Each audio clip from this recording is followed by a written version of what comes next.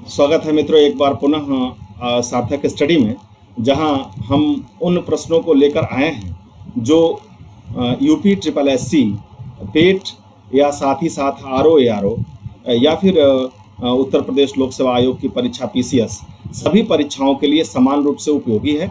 और इन प्रश्नों को, जिन प्रश्नों को मैंने समाहित किया है, मैंने ये ध्यान रखा है कि पूरी तरह से परीक्षोपयोगी क्वेश्चन हो, ताकि अगर आप इन प्रश्नों को देखते हैं तो डायरेक्ट इसका फायदा आपको मिल सके। मित्रों, मैं इसमें प्रयास किया हूं कि एक 10 सेकंड का समय मैं आपको दूं, जिससे आप प्रश्न को पहले अपने से लगाने का प्रयास करें और यह देख सकें कि किस सेक्शन से प्रश्न हम लगा ले रहे हैं और कौन सा ऐसा सेक्शन है जहां से हमको प्रश्न लगाने में कठिनाई हो रही है। अगर ऐसा आप देख पाएंगे तो उस सेक्शन को पुनः आप अपना रिवाइज कर पाएंगे और उसको तैयार करके अच्छे से उस सेक्शन के भी प्रश्नों को परीक्षा में हल कर पाएंगे। मित्रों, एक तरह से एज लाइक टेस्ट सीरीज जैसे है। आप हमें कमेंट करके ज़रूर बताइएगा कि आपने इसमें से कितने कितने प्रश्नों के सही उत्तर दिए। हम प्रश्नों को शुरू करते हैं। सबसे पहला प्रश्न जो है हमारे सामने ये है, सर्वोच्च न्यायालय में एक मुख्य न्यायाधीश के अतिरिक्त कितने न्यायाधीश होते हैं? बहुत ही अच्छा प्रश्न है। आपका टाइम शुरू होता है। आप 7 न्यायाधीश, 9 न्यायाधीश, 11 न्यायाधीश या 25 न्यायाधीश?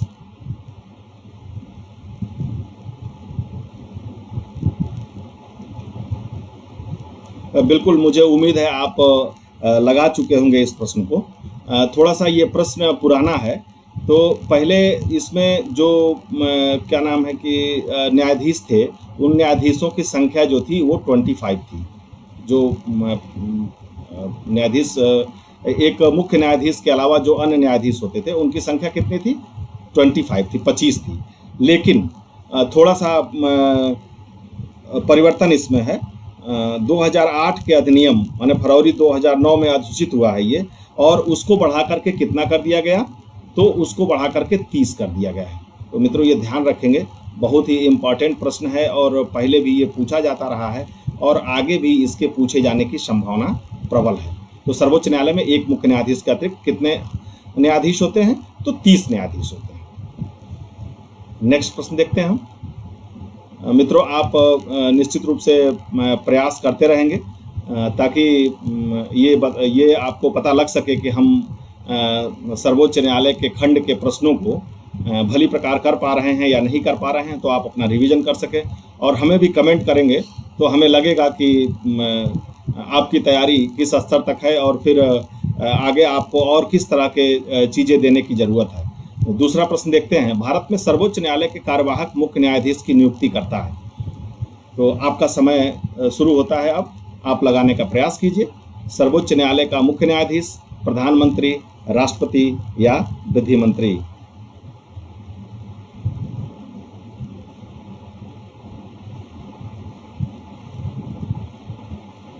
मित्रों, बिल्कुल आपने इसको लगाया होगा। मुझे उम्मीद है आप कमेंट करके बताइएगा। सर्वोच्च न्यायालय के कार्यवाहक न्यायाधीश, मुख्य न्यायाधीश की नियुक्ति कौन करता है? तो ये करेगा राष्ट्रपति। ठीक है। और ये किस कंडीशन में होता है? सर्वोच्च न्यायालय के कार्यवाहक मुख्य न्यायाधीश की नियुक्ति किस कंडीशन में होता है? तो ये आप देखेंगे तो आर्टिकल जो है 126 है। 100 संविधान के अनुच्छेद 126 के तहत, संविधान के अनुच्छेद 126 के तहत क्या होता है? सर्वोच्च न्यायालय के कार्यवाहक मुख्य न्यायाधीश की नियुक्ति राष्ट्रपति द्वारा की जाती है। और ऐसा तब किया जाता है जब मुख्य न्यायाधीश का पद रिक्त हो अथवा वह अपने कर्तव्यों का निर्वहन करने में असमर्थ हो। ऐसी स्थिति में राष्ट्रपति द्वारा कार्यवाहक मुख्य न्यायाधीश की नियुक्ति की जाती है। मित्रों, आप अपने से भी लगाते रहिएगा, प्लस साथ में व्याख्या भी देखते रहिएगा। ये वे प्रश्न हैं जो परीक्षा में जिनके आने की डायरेक्ट लगभग 99% संभावना रहती है। हमने प्रयास किया है कि ऐसे प्रश्नों पे आपका ध्यान आकर्षित करूं जो डायरेक्ट आपको परीक्षा में मिले। अगर आप समय देते हैं और इस वीडियो को देखते हैं ध्यान से, तो ये आपके लिए बहुत ही उपयोगी हो। नेक्स्ट प्रश्न हमारे सामने है। सर्वोच्च न्यायालय के न्यायाधीशों की नियुक्ति की जाती है राष्ट्रपति के द्वारा। ठीक है। पूछ रहा है ए, इसमें राज्यसभा द्वारा अनुमोदित किए जाने पर, लोकसभा की सलाह पर, प्रधानमंत्री की सलाह पर, सर्वोच्च न्यायालय के मुख्य न्यायाधीश के परामर्श के साथ। आप देख सकते हैं पिछले में सर्वोच्च न्यायालय से पिछले 2 प्रश्न आपने देखे हैं, और ये देखिए कि सर्वोच्च न्यायालय के न्यायाधीशों की जो नियुक्ति होती है वो की जाती है, किस प्रक्रिया के तहत की जाती है। तो एक बार आप प्रयास करें, आपका समय शुरू होता है अब।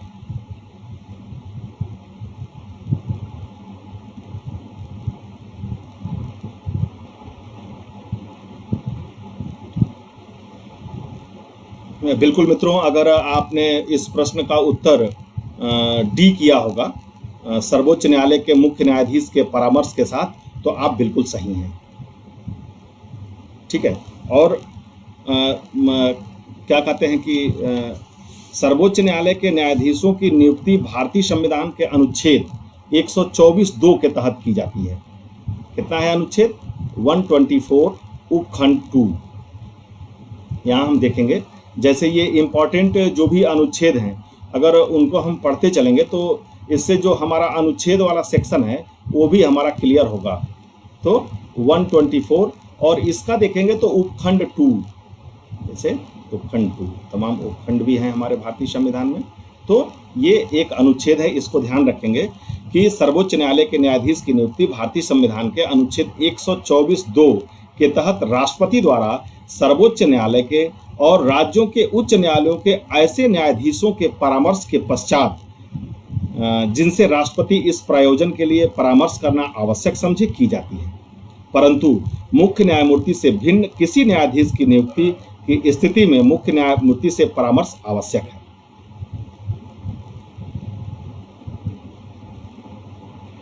वर्ष 1993 में दिए गए एक निर्णय में सर्वोच्च न्यायालय ने इस संबंध में मुख्य न्यायाधीश की सलाह को राष्ट्रपति के लिए बाध्यकारी बना दिया।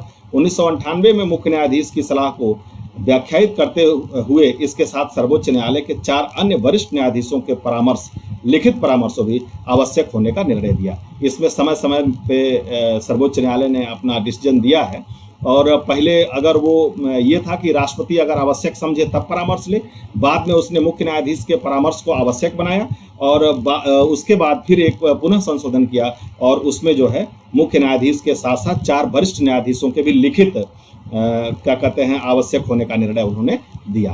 तो हम ध्यान रखेंगे, सर्वोच्च न्यायालय के न्यायाधीशों की नियुक्ति जो की जाती है राष्ट्रपति के द्वारा, वो 124(2) के तहत की जाती है, और इसमें सर्वोच्च न्यायालय के मुख्य न्यायाधीश के परामर्श की आवश्यकता होती है।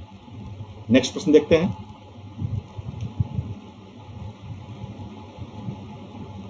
भारतीय संविधान का कौन सा अनुच्छेद संवैधानिक विवाद में सर्वोच्च न्यायालय के अपीलीय क्षेत्राधिकार से संबंधित है? देखिए, बहुत ही अच्छा प्रश्न है। ये क्या पूछा है? अपीलीय क्षेत्राधिकार से संबंधित है। मित्रों, हम चाहेंगे कि पहले आप इसको लगाएं और फिर उसके बाद हम आपको इसकी व्याख्या और उत्तर दोनों बताते हैं। आपका समय शुरू होता है अब।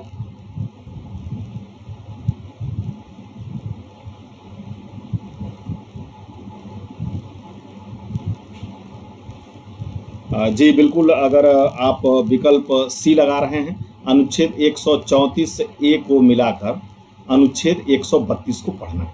एक बार फिर से प्रश्न पढ़ते हैं ताकि पूरा क्लियर हो। भारतीय संविधान के भारतीय संविधान का कौन सा अनुच्छेद संवैधानिक विवाद में सर्वोच्च न्यायालय के अपीली क्षेत्राधिकार से संबंधित है? संवैधानिक विवाद की स्थिति जब होती है तो सर्वोच्च न्यायालय में अपीली क्षेत्राधिकार से संबंधित है, वो कौन सा क्या कहते हैं कि कौन सा अनुच्छेद है? तो 134(a) को मिलाकर अनुच्छेद 132 को पढ़ना है। थोड़ा सा इसकी व्याख्या देख लेते हैं। अनुच्छेद 132 कुछ मामलों में उच्च न्यायालयों से अपीलों से उच्चतम न्यायालय की अपीली अधिकारिता का वर्णन करता है, जबकि अनुच्छेद 133 केवल सिविल विषयों से संबंधित है। 134(a) उच्च न्यायालय में अपील के लिए प्रमाण पत्र का उल्लेख करता है। इस प्रकार संवैधानिक विवाद में अनुच्छेद 134(a) के अनुच्छेद 132 के साथ मिलाकर पढ़ने पर सर्वोच्च न्यायालय के अपीली क्षेत्राधिकार से का सृजन होता है। बहुत ही अच्छा प्रश्न है। फिर से नेक्स्ट प्रश्न देखते हैं।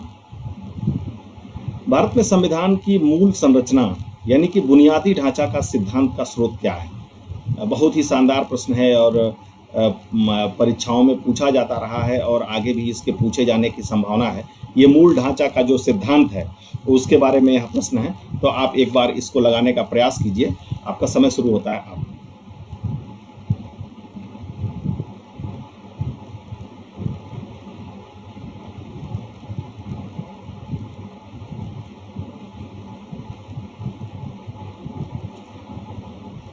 बिल्कुल मित्रों, अगर आपका ऑप्शन बी है न्यायिक व्याख्या तो आप सही हैं।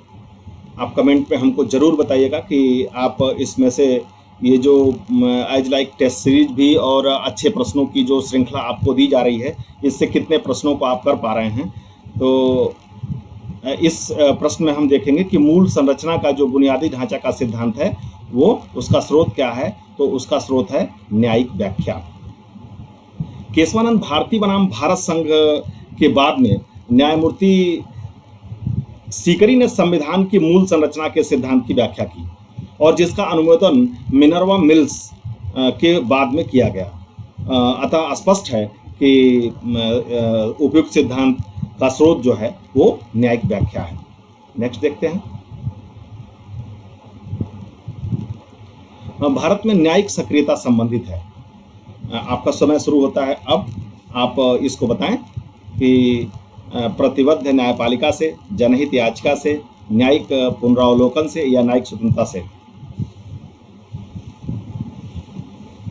बिल्कुल, जो मित्र क्या कहते हैं इसमें जनहित याचिका लगा रहे हैं वो करेक्ट है और हम उम्मीद करेंगे कि आप जरूर कमेंट सेक्शन में अपना भेजेंगे प्रश्न का आंसर कि आपने कितने प्रश्नों का सही आंसर किया। तो जनहित याचिका क्या है? न्यायिक सक्रियता। थोड़ा सा इसके बारे में देख लेते हैं। बहुत ही शानदार सा प्रश्न है ये, थोड़ा सा इसके बारे में देखना पड़ेगा। भारत में न्यायिक सक्रियता जो है वो जनहित याचिका से संबंधित है। ये भारत में 1980 के दशक के बाद सर्वोच्च न्यायालय की पहल पर जनहित याचिकाओं की शुरुआत की गई। आप जानते हैं कि जनहित की कोई याचिका है तो आप जा करके इसको दायर कर सकते हैं। तो वही यही न्यायिक सक्रियता इसी को कह रहा है। तो ये किससे संबंधित है? तो ये जनहित याचिका से संबंधित है। किसी राज्य विधानसभा की सर्वाधिक सदस्य संख्या है। अब देखिए हम दूसरे टॉपिक पे आ गए और ये भी टॉपिक जो है अत्यंत इम्पॉर्टेंट है। यहाँ कह रहा है ध्यान देना है कि किसी भी राज्य की विधानसभा में, बड़े से बड़े राज्य में, अब यहाँ से दो तरह के प्रश्न बनते हैं। पहला तो सर्वाधिक सदस्य बनता है और दूसरा न्यूनतम सदस्य भी बनता है। लेकिन यहाँ हम विकल्पों में लगाने का प्रयास करेंगे कि किस राज्य विधानसभा की सर्वाधिक सदस्य संख्या है। सॉरी, दो तीन प्रश्न हो गए यहाँ पे। आप देखेंगे कि यहाँ तो ये पूछा है कि किस राज्य की विधानसभा में सर्वाधिक सदस्य संख्या है, लेकिन एक ये भी प्रश्न है कि किसी राज्य विधानसभा की सर्वाधिक सदस्य संख्या कितनी हो सकती है और किसी छोटे राज्य की सबसे कम सदस्य संख्या कितनी हो सकती है, भी एक प्रश्न बनता है। लेकिन यहाँ प्रश्न दूसरा है, यहाँ किस राज्य विधानसभा की सर्वाधिक सदस्य संख्या है। आपका समय शुरू होता है अब। आंध्र प्रदेश, पश्चिम बंगाल, महाराष्ट्र और उत्तर प्रदेश।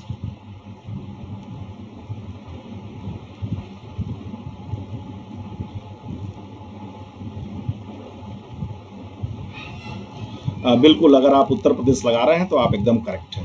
आप जानते हैं जनसंख्या में भी सबसे बड़ा प्रदेश है और जो सर्वाधिक विधानसभा की सदस्य संख्या वाला स्टेट है वो उत्तर प्रदेश है।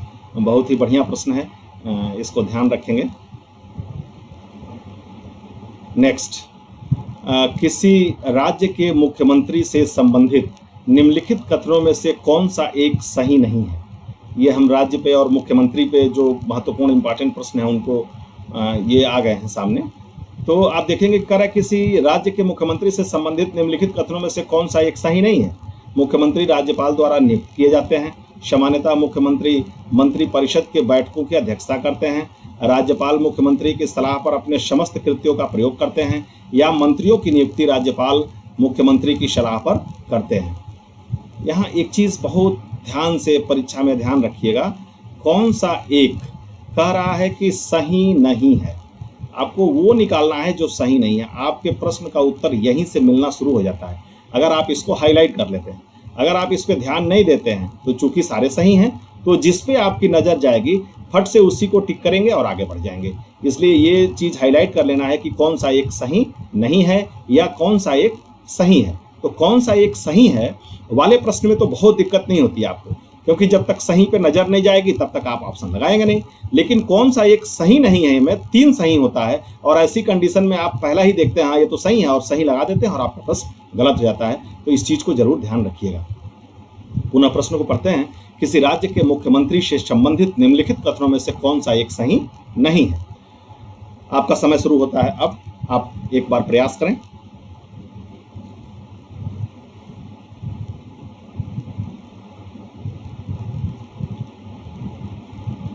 जी, बिल्कुल। अ, ये आप देख सकते हैं। हम पहले आपको उत्तर बता देते हैं, जो मित्र सी कर रहे हैं, वो सही कर रहे हैं। बाकी इसको आप देख भी सकते हैं और समझ भी सकते हैं इसमें लिखा क्या है। हम कहते हैं कि हम इन 3 विकल्पों के बारे में नहीं जानते हैं। हमको इस विकल्प के बारे में नहीं पता है। प्रश्न को हल करने का तरीका हम आपको बता रहे हैं। आप तो अपना आकलन कर ही चुके हैं कि हम कितना इसमें से हल कर पा रहे हैं। लेकिन प्रश्न को हल करने का जो तरीका है, उसके हिसाब से हम आपको बताना चाहेंगे। मान लीजिए सपोज़ दैट हमने ये कहा, सपोज़ दैट आप इन विकल्पों को नहीं जानते हैं। थोड़ा-सा इन 3 विकल्पों के बारे में आपको जानकारी नहीं है। लेकिन आप जब सी विकल्प पे आते हैं तो ये लिखा क्या है, राज्यपाल मुख्यमंत्री की सलाह पर अपने समस्त कृत्यों का प्रयोग करते हैं। आप समझिए कि राज्यपाल का मतलब ही क्या रह जाएगा, जब मुख्यमंत्री की सलाह पर अपने समस्त कृत्यों का प्रयोग करेगा तो आसान सा प्रश्न है और थोड़ा-सा अगर धैर्य के साथ इस प्रश्न का उत्तर निकालते हैं, तो बड़े आराम से इस प्रश्न का उत्तर हम निकाल ले जाएंगे। बाकी विकल्पों को देख लेते हैं। मुख्यमंत्री राज्यपाल द्वारा नियुक्त किए जाते हैं। बिल्कुल आप जानते हैं ये बिल्कुल सही ऑप्शन है। राज्यपाल ही मुख्यमंत्री को नियुक्त करता है। सामान्यतः मुख्यमंत्री मंत्रिपरिषद के बैठकों की अध्यक्षता करते हैं। बिल्कुल आप जानते हैं उसी की अध्यक्षता में सारी बैठकें होती हैं। मंत्रियों की नियुक्ति राज्यपाल मुख्यमंत्री की सलाह पर करते हैं। ये भी बिल्कुल सही है। और ऐसे प्रश्नों में आपको जो बाकी के 3 ऑप्शन मिलते हैं, उन ऑप्शन पे विचार करते हुए और उनको भी अपने दिमाग में कंठस्थ करना चाहिए, क्योंकि इस ऑप्शन से भी प्रश्न आपको बना के दिए जा सकते हैं। जैसे पूछा जा सकता है कि मुख्यमंत्री की किसके द्वारा नियुक्त किया जाता है, तो मान लीजिए आप राज्यपाल के द्वारा लगा देंगे। या एक प्रश्न बनता भी है यहाँ से कि मुख्यमंत्री चयनित होता है या उसकी नियुक्ति की जाती है या उपयुक्त में से दोनों में से कोई नहीं, तो मुख्यमंत्री जो है नियुक्त किया जाता है और राज्यपाल के द्वारा। तो यहाँ से अगर ये लाइन आपको याद है तो ये प्रश्न यहाँ से बड़े आराम से आप निकाल सकते हैं। मंत्रिपरिषद की बैठकों की अध्यक्षता कौन करता है, तो आप यहाँ से ये प्रश्न निकाल सकते हैं कि मुख्यमंत्री करता है। और मंत्रियों की नियुक्ति मुख्यमंत्री की सलाह पर होती है, तो यहाँ से भी प्रश्न बन सकता है कि मंत्रियों की नियुक्ति किस प्रकार होती है, क्या उसमें मुख्यमंत्री की सलाह आवश्यक होती है या नहीं होती है। तो ऐसी कंडीशन में आप ये तीनों ऑप्शन अगर पढ़े हैं अच्छे से ध्यान से, तो यहाँ से ये प्रश्न आप निकाल सकते हैं। नेक्स्ट प्रश्न देखते हैं। मुख्यमंत्री से संबंधित निम्नलिखित कथनों में कौन सा एक सही नहीं है। यहाँ भी फिर हम दोहराएंगे कि सबसे पहले हम हाईलाइट करेंगे कि ये कह रहा है कौन सा सही नहीं है। हमको ये देखना, बाकी 3 सही होंगे और एक सही नहीं होगा। आपका समय शुरू होता है अब। आप एक बार प्रयास करें, फिर हम आपको इसका उत्तर भी बताते हैं और साथ ही साथ इसकी व्याख्या भी करते हैं।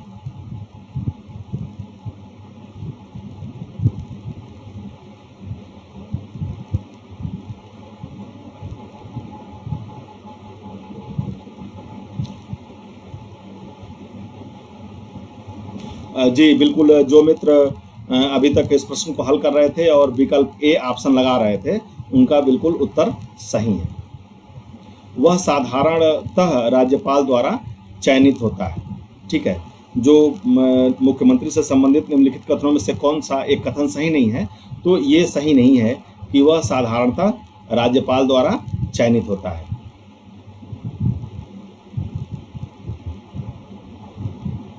ये विकल्प सही नहीं है।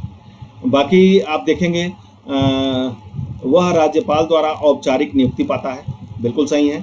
वह विधानसभा में बहुमत दल के सदस्यों द्वारा चुना जाता है, ये भी सही है। उसका पद पर बने रहना बहुत से कारकों पर निर्भर करता है, ये भी सही है। लेकिन वह राज्यपाल द्वारा चयनित होता है, यहाँ जो शब्द है आपने अभी इसके पहले पढ़ा है, पहले प्रश्न में यहाँ जो लिखा है चयनित होता है, इसी प्रश्न में सारा गेम है। हम आपको इसके पूर्व का प्रश्न दिखाते हैं, आपके मन में कन्फ्यूजन हो सकता है। यहाँ पे आप देखिए, इस प्रश्न को हमने इसीलिए ले आया है, हमें पूरी तरह से आपको क्लियर करना है।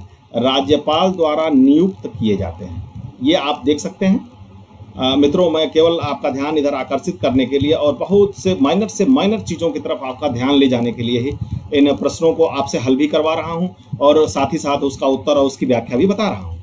जैसे यहाँ नियुक्त शब्द लिखा है, और अब आप अगले प्रश्न में चलिए देखिए क्या लिखा है।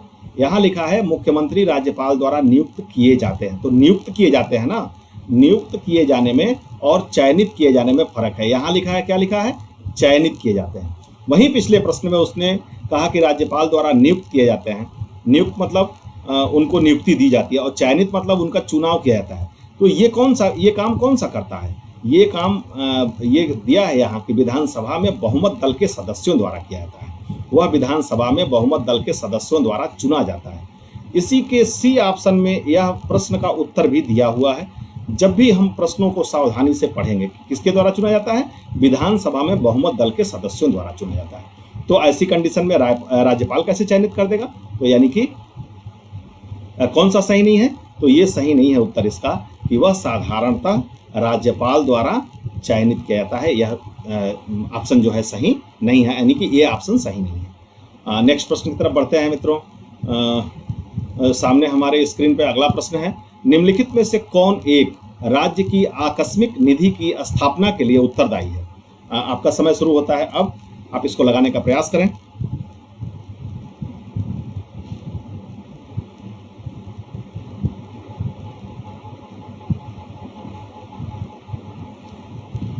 बिल्कुल, अगर आपका उत्तर विकल्प ए है तो आप एकदम सही हैं।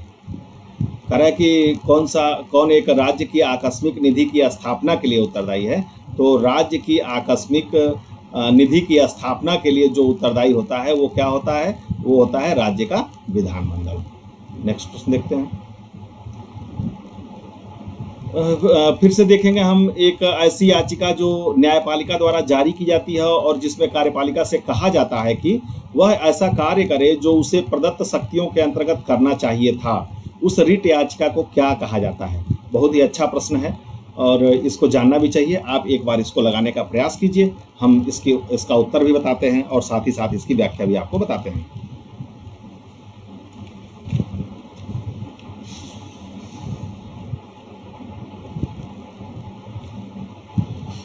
बिल्कुल, जो मित्र इसमें विकल्प बी कर रहे हैं वो बिल्कुल सही हैं। मित्रों, हम पुनः एक बार जरूर आपसे निवेदन करेंगे कि अगर आप इस प्रश्न की सीरीज को देख रहे हैं तो आप कमेंट सेक्शन में ज़रूर बताइएगा कि आपने इन 22 प्रश्नों में से कितने प्रश्नों को आपने सही किया। इससे हमें लगेगा कि हमने जो मेहनत की, जो अच्छे प्रश्नों की श्रृंखला आपके सामने रखी या प्रश्नों को बारीकी से आपको समझाया, वो आपके कितने काम आया या आप कितनी ईमानदारी से उसको किए हैं।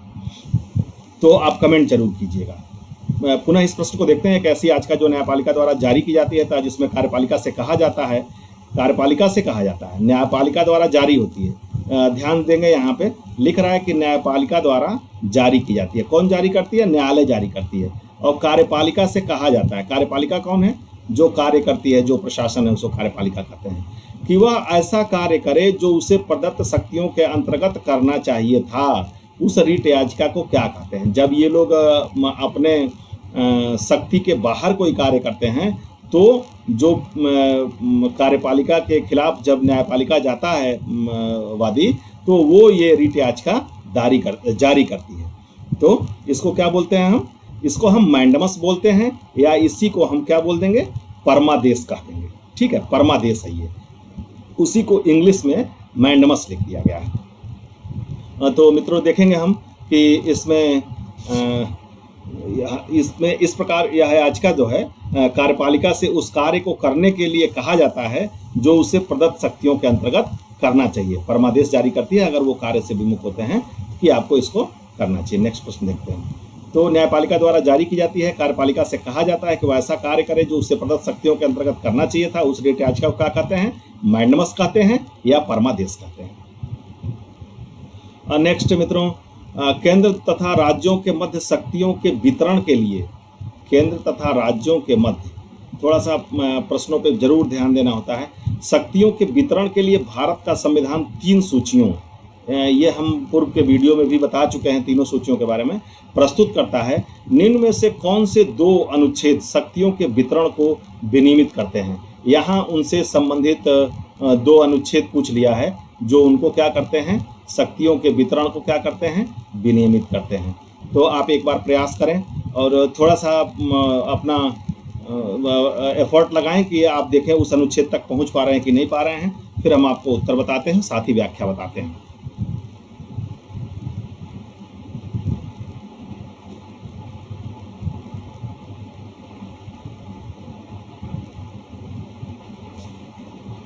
मित्रों बिल्कुल जो लोग ऑप्शन डी कर रहे हैं वो एकदम सही कर रहे हैं।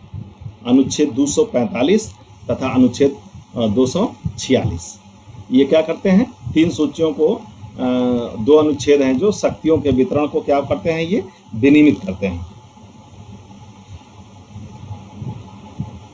इसमें आप देख सकते हैं कि जो अनुच्छेद 246 है उसमें 7वीं अनुसूची की सूची फर्स्ट में संघ सूची के शामिल किसी भी विषय पर केंद्र तथा सूची 2 में राज्य सूची के विषयों में शामिल राज्यों के कानून बनाने की इजाज़त देता है। वह सूची 3 समवर्ती सूची पर केंद्र और राज्य दोनों ही कानून बना सकते हैं। ये कौन सा अनुच्छेद है मित्रों, तो ये अनुच्छेद है 246। ठीक है, ये कहा है ना कौन कौन विनियमित करते हैं, तो 246 ये हो गया कि केंद्र सूची, राज्य सूची और समवर्ती सूची, इन तीनों सूचियों पे, तो केंद्र सूची पे केंद्र, राज्य सूची पे राज्य और समवर्ती सूची पे दोनों, यही अनुच्छेद बताता है कि कानून बना सकते हैं। अब अनुच्छेद 245 देख लेते हैं कि ये किस संदर्भ में है। तो अनुच्छेद 245 को जब हम देखते हैं तो अनुच्छेद 245 राज्य और राज्य विधानमंडलों द्वारा बनाई जाने वाले विधियों के विस्तार की राज्य क्षेत्रीय सीमा को निश्चित करता है ये। ठीक है, तो ये राज्य से संबंधित हो गया कि ये जो राज्य और राज्य विधानमंडल द्वारा जो विधि बनाई जाती है जो राज्य सूची के विषय पर, वो उसको इसको 245 के तहत और 246 के तहत तीनों सूचियों के का जिक्र है। तो तीनों सूचियों में से कौन दो अनुच्छेद शक्तियों के वितरण को विनियमित करते हैं, तो अनुच्छेद 245 एंड 246। नेक्स्ट देखते हैं, वे विषय जिन पर केंद्र व राज्य सरकारें दोनों कानून बना सकती हैं। अभी आपने देखा ही है कि केंद्र और राज्य दोनों कानून किस पे बना सकती हैं, आपको उत्तर देना है। आसान सा प्रश्न है, आप अपना उत्तर करिए।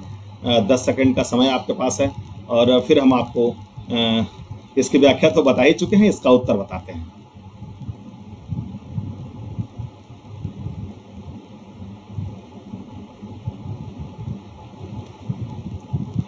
मित्रों बिल्कुल अभी पहले प्रश्न में हम लोग देख रहे थे वो समवर्ती सूची होगी जिस पे दोनों अपना कानून बना सकते हैं। अब यहाँ थोड़ा सा समझने की चीज़ है कि अगर मान लीजिए एक ही सब्जेक्ट पे केंद्र और राज्य दोनों कानून बना देते हैं और दोनों के कानूनों में भिन्नता है, राज्य कुछ और बनाती है और केंद्र कुछ और बनाता है, तो ऐसी कंडीशन में क्या होगा अगर दोनों में अंतर विरोध होगा।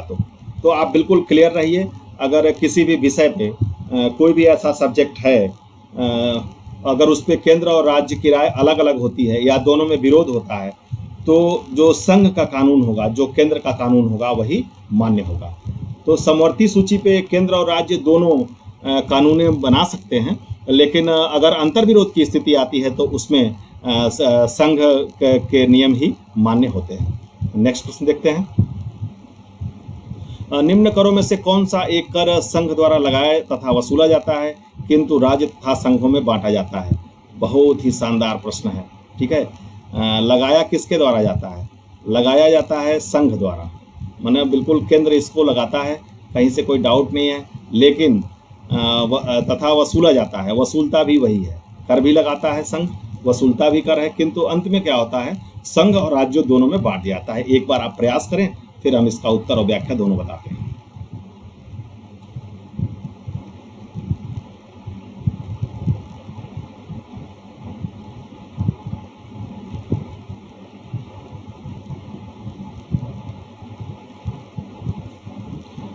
बिल्कुल इसमें बहुत व्याख्या नहीं है और जो मित्र इसका बी ऑप्शन कर रहे हैं वो एकदम सही है, कृषि आय के अतिरिक्त आय पर कर। अब व्याख्या क्यों नहीं है, हमने कहा आपको कि संघ, ये कृषि आय के अतिरिक्त आय जो आय पर जो कर है वो संघ लगाता भी है और वसूलता है, किंतु राज्य और संघ दोनों में समान रूप से बढ़ जाता है। अगर आपको बहुत जानकारी अगर रखनी है तो ये आर्टिकल जो है 270 है, आप आर्टिकल 270 को जान सकते हैं कि कृषि आय के अतिरिक्त आय से जो संबंधित कर है वो संघ द्वारा लगाया और वसूला जाता है, लेकिन दोनों में बराबर बराबर बांट दिया जाता है। नेक्स्ट प्रश्न देखते हैं, बिल्कुल भारतीय संविधान के किस भाग में केंद्र राज्य विधायी संबंध दिए गए हैं। आपका समय शुरू होता है अब।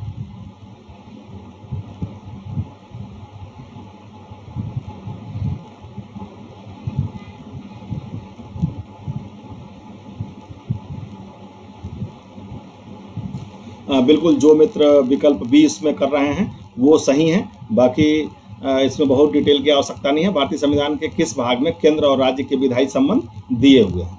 तो इस प्रश्न का उत्तर हो जाएगा विकल्प बी। नेक्स्ट देखते हैं, सरकारिया आयोग की सिफारिशों का संबंध है, किससे संबंध है? सरकारिया आयोग की जो सिफारिशें हैं वो किससे संबंधित हैं? आपका समय शुरू होता है अब।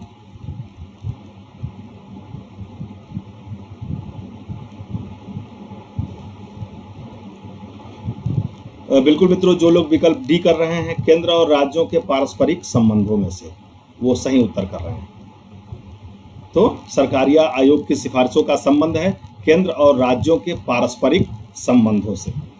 केंद्र राज्य संबंधों पर विचार करना तथा उनके दृढ़ करने हेतु सुझाव देने के लिए न्यायमूर्ति एस.आर. सरकारिया की अध्यक्षता में जून 1983 में एक आयोग का गठन किया गया था। बी. शिवरामन तथा एस.आर. सेन इसके दो अन्य सदस्य थे। आयोग ने 2 नवंबर 1987 को अपनी रिपोर्ट सौंपी थी। तो सरकारिया आयोग की सिफारिशों का संबंध किससे हो गया? केंद्र राज्यों के पारस्परिक संबंधों से हो गया। नेक्स्ट देखते हैं, भारतीय संविधान के अनुच्छेद 352 के अनुसार राष्ट्रीय आपात की घोषणा निम्नलिखित में से किन परिस्थितियों में की जा सकती है? आप इसका उत्तर करने का प्रयास कीजिए, हम इसका उत्तर और व्याख्या आपको बताते हैं।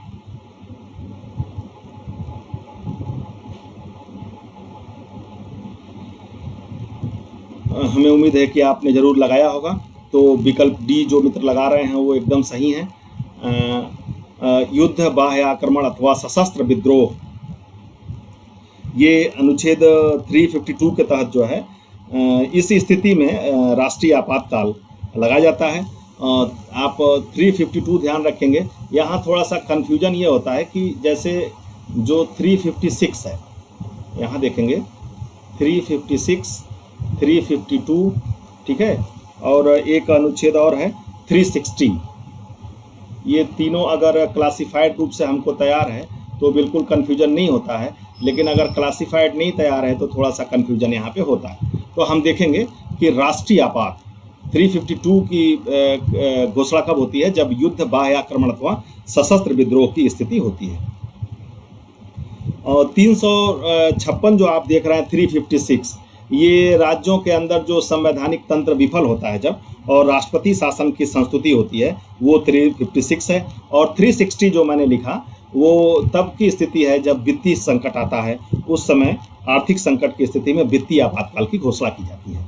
तो अगर हम इसको कोरिलेट करते हैं, 352 राष्ट्रीय आपात, 352 राष्ट्रपति शासन, 356 राष्ट्रपति शासन और 360 वित्तीय आपात, अगर तीनों क्लियरफाई हमको तैयार रहता है तो इन तीनों अनुच्छेदों से अगर कोई भी प्रश्न आता है तो हमको लगाने में कठिनाई नहीं होगी। नेक्स्ट क्वेश्चन देखते हैं, भारतीय संविधान के किस अनुच्छेद के अंतर्गत किसी राज्य में राष्ट्रपति शासन लागू किया जाता है?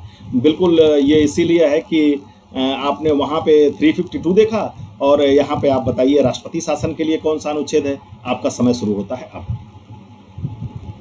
बहुत ही आसान सा प्रश्न है, बहुत ही बढ़िया प्रश्न है। रिवीजन न हो तो वहाँ आप देखेंगे कि विकल्पों में यहाँ पे अनुच्छेद 356 भी है और अनुच्छेद 352 भी है। थोड़ा सा कन्फ्यूजन की स्थिति में हम 352 लगा देंगे और हमारा क्वेश्चन गलत हो जाएगा। जो मित्र 356 लगा रहे हैं, 356 लगा रहे हैं, वो बिल्कुल सही हैं। राष्ट्रपति शासन, अभी हमने पिछले प्रश्न में इसको व्याख्या में बताया है कि राष्ट्रपति शासन जो है 356 के अंतर्गत लगाया जाता है। नेक्स्ट प्रश्न देखते हैं, आपातकाल में किसी राज्य विधानसभा की अवधि बढ़ाई जा सकती है? ये बहुत ही अच्छा प्रश्न है, आप इसको एक बार लगाने का प्रयास कीजिए।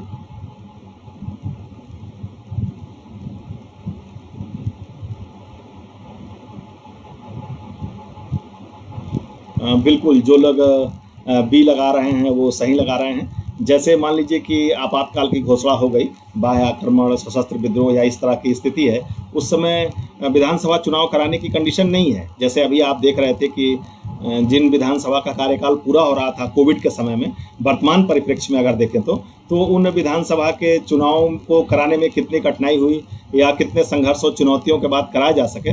तो अभी तो ये ऐसी स्थिति थी कि हम कोविड प्रोटोकॉल को फॉलो करते हुए और अपने चुनाव करा ले गए हैं। लेकिन अगर युद्ध है, बाह्य आक्रमण है, सशस्त्र विद्रोह है, वैसी कंडीशन में हमारी मिशनरी इस काम के लिए तैयार नहीं हो पाती है, और ऐसी कंडीशन में क्या होता है, राज्य के विधानसभा की अवधि ही बढ़ा दी जाती है। जैसे 5 साल का होता है तो उसको बढ़ा देते हैं, ठीक है। तो बढ़ाने का ये है किसके पास राइट, तो ये संसद का है। संसद के द्वारा ही यह कार्य किया जाता है और संसद ही बढ़ाती है, उसको बढ़ा देती है। ये अनुच्छेद 172(1) के परंतु के अनुसार आपात उद्घोषणा प्रवर्तन की अवस्था में संसद विधि द्वारा किसी राज्य विधानसभा की अवधि एक बार में 1 वर्ष के लिए बढ़ा सकती है। और मित्रों ये भी देखेंगे कि एक बार में अगर वो बढ़ाती है तो सिर्फ 1 वर्ष के लिए ही बढ़ा सकती है, यानी कि पुनः बढ़ाना है तो संसद को समवेत होना पड़ेगा और तब वो पुनः 1 साल के लिए बढ़ा पाएगी। एक बार में 1 साल ही बढ़ा सकती है। किंतु आपात की उद्घोषणा के प्रवर्तन में न रह जाने के बाद, मान लीजिए आपात की उद्घोषणा जो है वो प्रवर्तन में न रही, काम हो गया, तो उसका विस्तार 6 माह से अधिक नहीं होगा। जैसे 1 साल के लिए बढ़ाया गया लेकिन उसके जस्ट बाद 1 महीने में ही आपात की उद्घोषणा हटा ली गई, वैसी कंडीशन में 6 महीने के अंदर ही इलेक्शन कराना पड़ेगा। तो बिल्कुल हम समझते हैं कि विधानसभा की अवधि बढ़ाए जाने के संदर्भ में आपातकाल के दौरान आप बिल्कुल क्लियर हो गए होंगे। मित्रों, मैं पुनः आग्रह करूंगा कि आप कमेंट सेक्शन में कमेंट करके जरूर बताइएगा कि आपको प्रश्न कैसे लगे या आप इन प्रश्नों में से कितने प्रश्नों को हल कर पाए, क्योंकि बहुत ही इंपॉर्टेंट प्रश्नों को लेकर मैं उपस्थित था जिसकी परीक्षा में पूछे जाने की पूरी संभावना है। अगला प्रश्न देखते हैं, निम्नलिखित में से कौन एक भारतीय संविधान के अंतर्गत आपात की उद्घोषणा का आधार नहीं हो सकता। अभी आपने पढ़ा है और उसके हर एंगल से प्रश्न हैं जो इसमें शामिल किए गए। ये कह रहा है कि उद्घोषणा का आधार नहीं हो सकता। आपने अभी इस प्रश्न को पढ़ा है, आप इस प्रश्न का उत्तर दीजिए, फिर हम आपको इसका उत्तर और व्याख्या बताते हैं।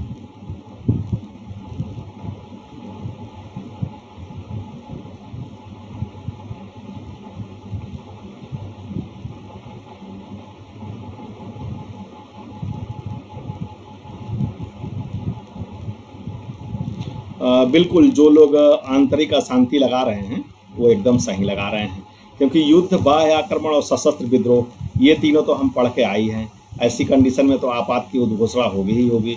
लेकिन आंतरिक अशांति में आप देख सकते हैं कि ये आंतरिक अशांति ही है जो 356 के अंतर्गत राष्ट्रपति शासन की कार्रवाई की जाती है। इसमें हमको जो है क्या नाम है कि आपात की उद्घोषणा की कोई आवश्यकता नहीं होती है। 44वें संविधान संशोधन 1978 के द्वारा आंतरिक अशांति शब्द को हटाकर और इसी को सशस्त्र विद्रोह कर दिया गया।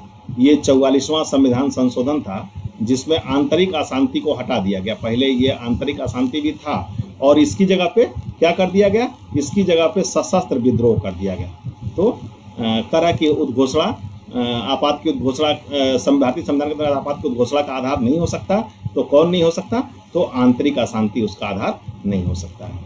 नेक्स्ट देखते हैं। आज के प्रश्नों की श्रृंखला मित्रों यहीं तक। नेक्स्ट पुनः संविधान के ऐसे ही बहुत इंपॉर्टेंट प्रश्नों के श्रृंखला लेकर नेक्स्ट वीडियो में उपस्थित होऊंगा। मित्रों, हमने आपसे आग्रह किया था कि इन प्रश्नों में से कितने प्रश्नों को आपने हल किया, ये कमेंट सेक्शन में हमें ज़रूर बताइएगा। साथ ही साथ यह वीडियो हमें कैसी लगी ये भी ज़रूर बताइएगा। और अगर वीडियो अच्छी लगी हो, प्रश्न अच्छे लगे हों, तो लाइक, शेयर और सब्सक्राइब जरूर कीजिएगा। बहुत बहुत धन्यवाद मित्रों। पुनः हम नेक्स्ट वीडियो में आपको लेकर के और मिलते हैं।